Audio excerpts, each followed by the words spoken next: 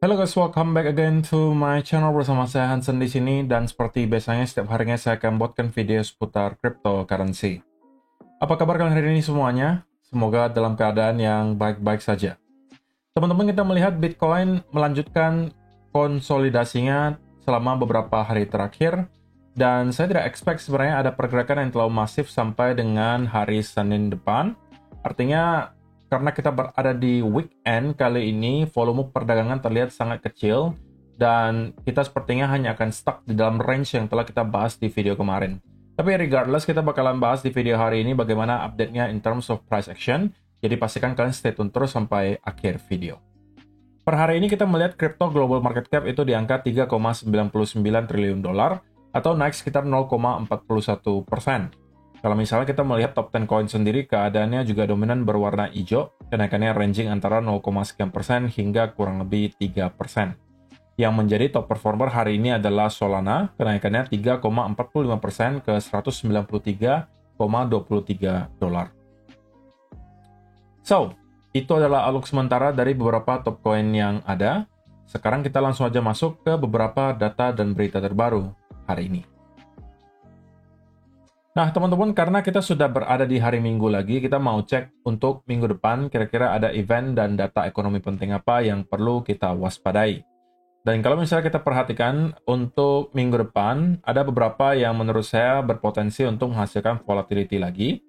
Mulai dari hari Rabu akan ada speaks dari salah satu anggota FOMC, diikuti akan ada data crude oil inventories. Meskipun ya menurut saya volatilitasnya nggak bakalan ekstrem gitu ya. Diikuti di hari Kamis nanti, kita akan mendapatkan data FOMC meeting minutes, kemudian FOMC member Bostic Speaks, dan juga ada Jackson Hole Symposium. Diikuti juga FOMC member Bostic lagi akan melakukan speaks, dan malam harinya kita akan mendapatkan data continuing jobless claim, diikuti initial jobless claim, plus ada data S&P Global Manufacturing PMI, S&P Global Services PMI, dan juga existing home sales. Jadi hari Kamis akan menjadi highlight utama kemungkinan besar untuk minggu depan, karena di hari tersebut kita akan mendapatkan tumpukan data dari Amerika Serikat yang tergolong medium impact dan juga high impact. Kemudian untuk hari Jumatnya kita akan mendapatkan Jackson Hole Symposium lagi, diikuti Fed Chair Powell Speaks. Jadi tentunya menurut saya hari Kamis dan juga Jumat itu mungkin akan menjadi saat di mana kita akan kembali melihat volatility karena berbagai data dan juga event ekonomi yang cukup penting dari Amerika Serikat. Yang menurut saya paling penting itu ada dua saja, yaitu bagian jobless claim di sini dan juga mungkin Fed Chair Powell Speaks gitu ya. Karena fokus market sekarang itu lebih mengarah kepada apa yang bakalan dilakukan oleh The Fed berikutnya. Apakah pada akhirnya di bulan September kita bakalan melihat pemotongan suku bunga yang untuk sementara waktu bagi sebagian besar orang itu merasa bahwa harusnya itu merupakan keputusan yang tepat gitu ya. Jadi itu adalah yang pertama. Kemudian yang kedua, kalau kita melihat dari sisi liquidation heatmap per hari ini teman-teman, terutama kalau kita tarik selama data 2 minggu terakhir, maka dengan sangat jelas kita bisa melihat bahwa masih terdapat tumpukan likuidasi yang cukup besar yang berada di bawah harga Bitcoin sekarang. Spesifiknya itu di angka 116.800 roughly sampai kurang lebih 115.000 dolar. Jadi menurut saya secara pribadi bukan tidak mungkin ini merupakan target berikutnya bagi market maker. Yang sebenarnya sudah saya sampaikan juga di video kemarin gitu ya, menjadi salah satu area yang berpotensi dituju oleh market maker.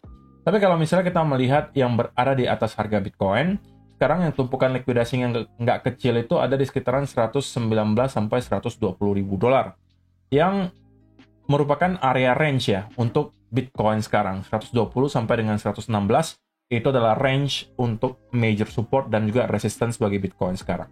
Jadi kedua area tersebut sama-sama memiliki potensi untuk dijemput oleh Bitcoin.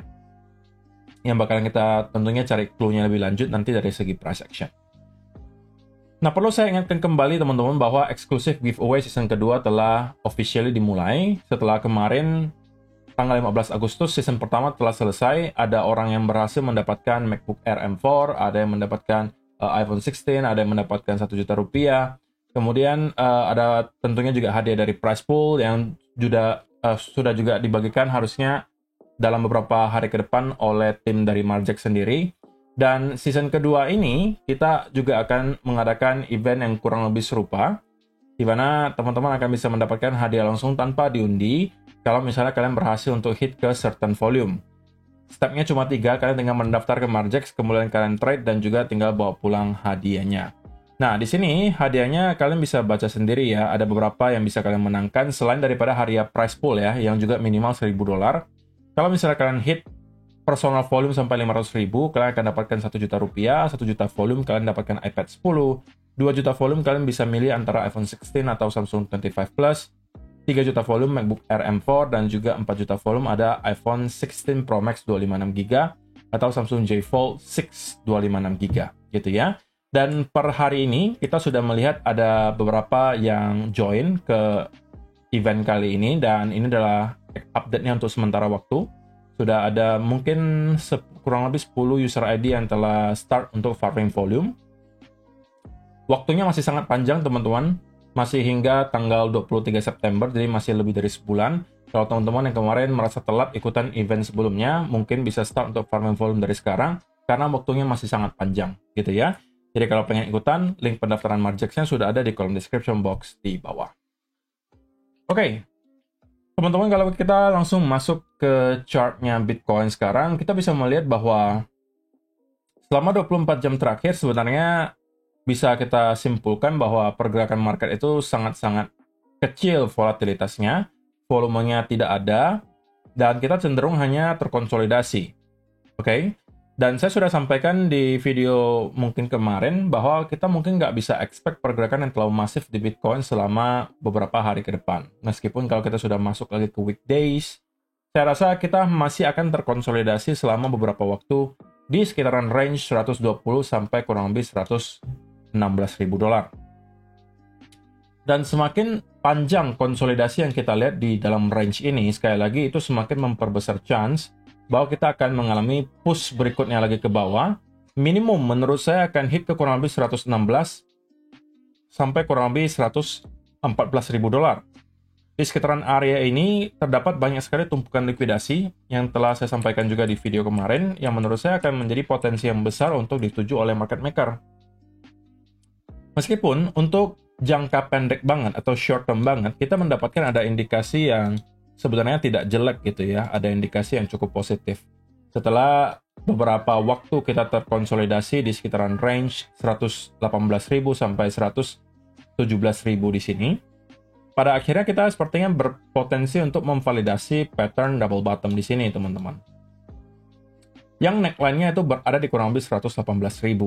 So, in the meantime, kita melihat ada validasi dari pattern bullish yang membuat saya merasa selama 1-2 hari ke depan, kita bisa aja melihat Bitcoin untuk start merangkak naik ke atas lagi, menuju ke beberapa area yang berpotensi menjadi area resistance.